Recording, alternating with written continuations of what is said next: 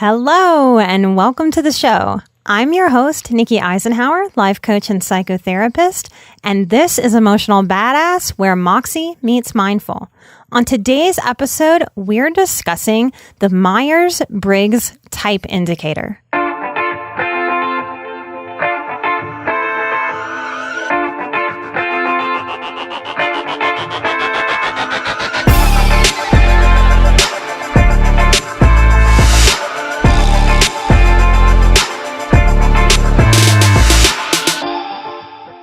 If there's a psychological instrument that you're familiar with, it very well may be the Myers-Briggs.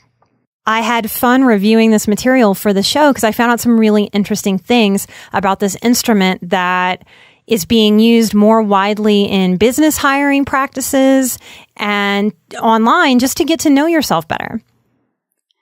It comes out of the work from Carl Jung. That's Jung. It's a little bit of a mouthful. And Carl Jung's work, I found a line that made me laugh because it basically describes this show, was not based on scientific studies, but instead on clinical observation, introspection, and anecdote, methods regarded as inconclusive in the modern field of scientific psychology. That just makes me want to bitch at science, y'all. Makes no sense to me. We have to observe. We have to have introspection as part of what heals our individual and our collective mental health. So it kind of sounds like in the name of science, we throw out common sense and our human observation, which just seems bonkers to me. Catherine Cooks Briggs and her daughter, Isabel, who married, her last name is Myers, created this. They started working on this in 1917. The first use of this was during World War II, and they believed that knowledge of personal preferences would help women entering the industrial workforce to identify the sort of jobs that they would be the most comfortable in and the most effective. It was finally published as an inventory or as a psychological test in 1956, 24 years before I was born. A second edition in 1985 when I was 5, and the last edition was in 1998 when I was 18, the year I started college. There are 16 personality types, and I'm going to read you my personality type.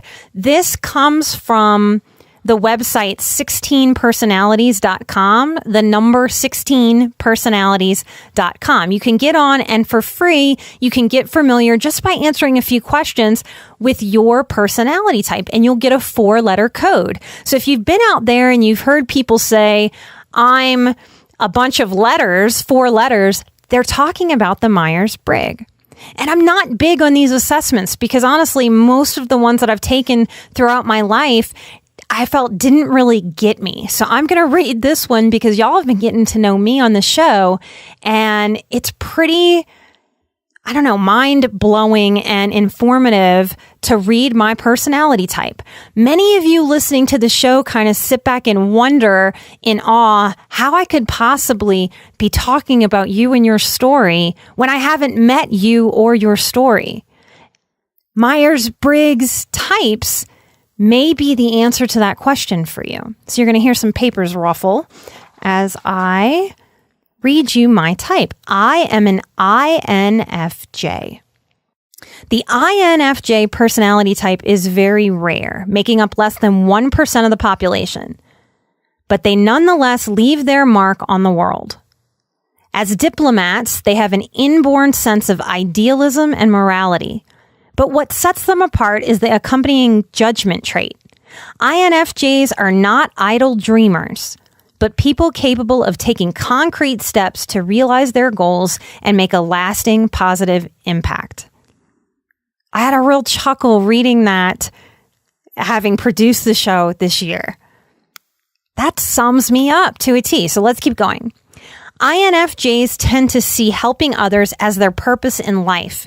But while people with this personality type can be found engaging rescue efforts and doing charity work, their real passion is to get to the heart of the issue so that people need not be rescued at all. A therapist I worked with, not very well, by the way, years ago, looked at me and said, "Oh, well, Nikki, you're a therapist because you want to be needed." And I bristled. I don't want to be needed. I want to empower you to not need me or anyone else so that you can be confident, stand on your own 2 feet, and be empowered. That guy didn't get me. I didn't work with him very long.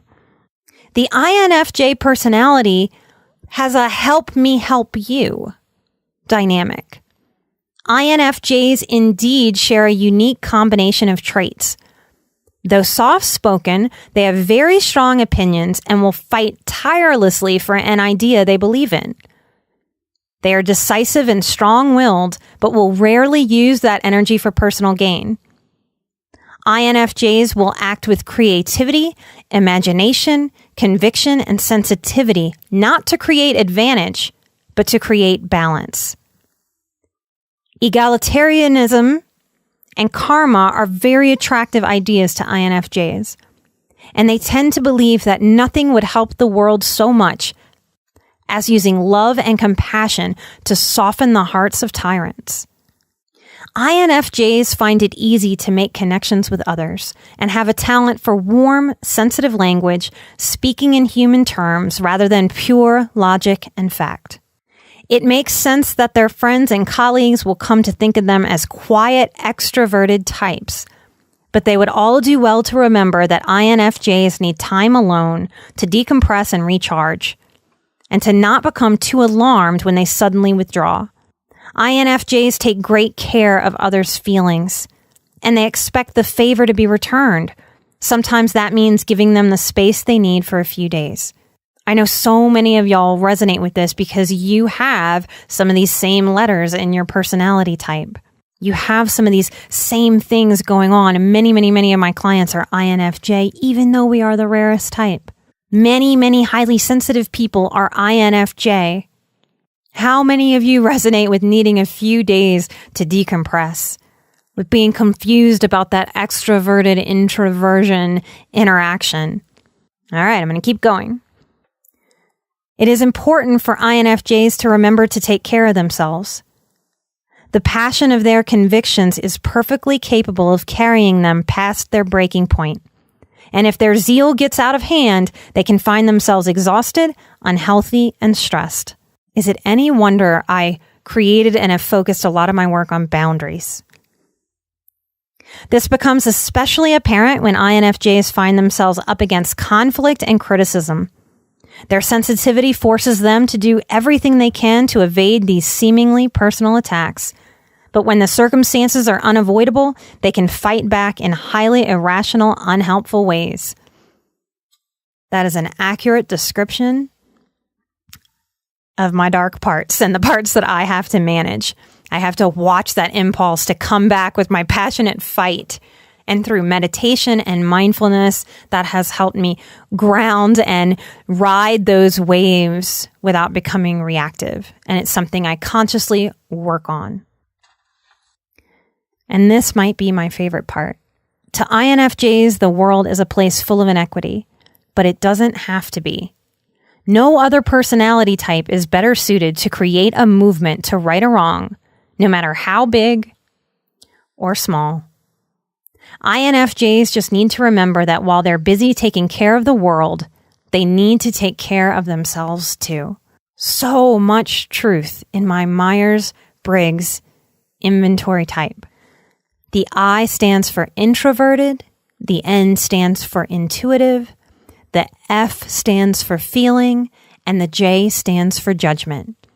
And in this modern day, I encourage you to not think of the negative of that judgment J word, but to think of it more like a discernment.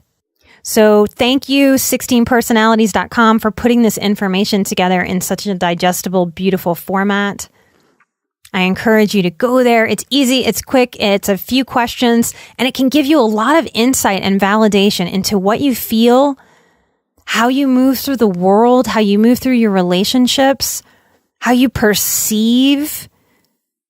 And it may show you exactly where you need to grow, just like what I read really highlighted how I have to balance and caretake myself with my passions and my drive to sort of save the world.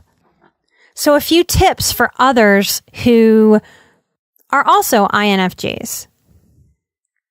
One of my favorite mantras that helps is that life doesn't happen at the speed of my awesome ideas. That helps me slow down. It helps me feel accomplished because my goals and my vision are so big and all-encompassing and lean a little perfectionistic.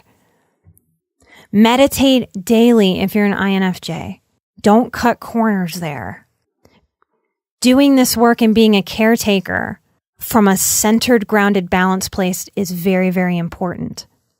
INFJs who are in the field of helping others, you are at major risk of burnout. Part of our expectation with ourselves often that shoots us in the foot is that we'll balance after we reach some kind of visionary goal that we have. Then we'll rest, then we'll ease up. That's a formula to burn ourselves out. So try to dial that back and give yourself permission to balance and to rest before the goals are met. And that's easier said than done. So if you need coaching or help with that, seek out the appropriate professional that resonates with you to do that work. Sometimes just scheduling a session with a healer is one of the first dominoes that starts to tip over into our self-care, into that way that we need to balance more than the average person. Be gentle with yourself and encouraging. Work on boundaries so that that negativity in the world that comes our way, as I'm experiencing on this podcast, that for all the beautiful, wonderful encouragement and reviews, there are always going to be the people that just don't resonate with us, that don't get us, that don't align. So this show has become an exercise for me in being able to see some of those not so nice reviews and to be able to flow with that without letting myself over process that negativity, just seeing it and flowing over it. Going to yoga can help you learn to emotionally flow over the rough things, the rough patches, with more ease, more grace, and less energy expenditure. Another important piece is to get really clear about what you want and need from yourself and others, and to ask. To not do so is to invite that burnout. Thank you so much for listening. We cannot pull off the show alone. I want to thank a list of people who have given us 5-star reviews. I'm going to get to all of you. Thank you so much for getting on and reviewing. It helps so much. My face hurts. I hope that's from laughing. I'm glad the show is super calming. Thank you so much for your review and your listenership. Sean's 24. You are so welcome. I'm so happy this show is resonating with you. Nicole Ruffo. Thank you for giving me the messages to trust my work. Thank you for allowing me to share me with you. I can't do it if you won't listen. So I appreciate you so much. ASM 548. Thank you so much for subscribing. Thank you for your review. Nicole Deestrom. I'm so glad I'm relatable to you. I have been to so many healers who weren't relatable, and I think relatable is so underrated in the field of healing and wellness and mental health. Thanks for your reviews, guys. If you haven't gotten on to review the show yet, please do. Come find us at patreon.com/emotionalbadass to support the show at Patreon and be a producer and get exclusive content. In the vein of asking for what you want and need, I want to thank those of you who have reached out to the show saying, hey, I want to support the show, but Patreon is not my thing. Where can I just give you a donation? That had not occurred to me. So we've figured that out. If you would like to just give us a donation to support my work and the show's work and the team that we are building to continue to do this, to be able to meet all the inquiries that I'm getting from people who want to say thank you, people who want to share their story, people who want to be on the show. There's a lot going on behind the scenes, y'all. So if you would like to just make a donation, I hear you. Thank you for suggesting that to me. You can PayPal us a donation. The email to do a PayPal donation is donate at emotionalbadass.com. Speaking of emotionalbadass.com, our new website is up.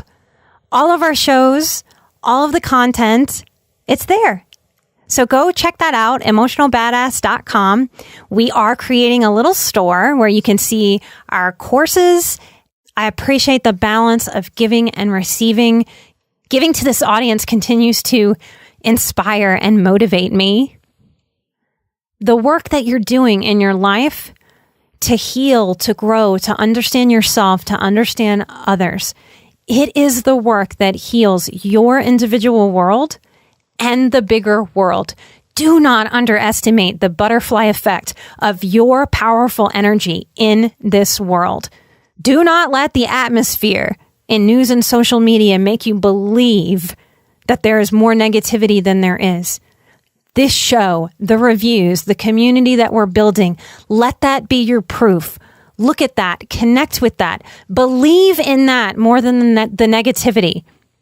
It will serve you as you serve your world and the bigger world. I appreciate you. Thank you so much. Until next time, continue to take care of yourselves. I will, because I'm badass. You're badass. Together, we are Emotional Badass, where Moxie meets Mindful.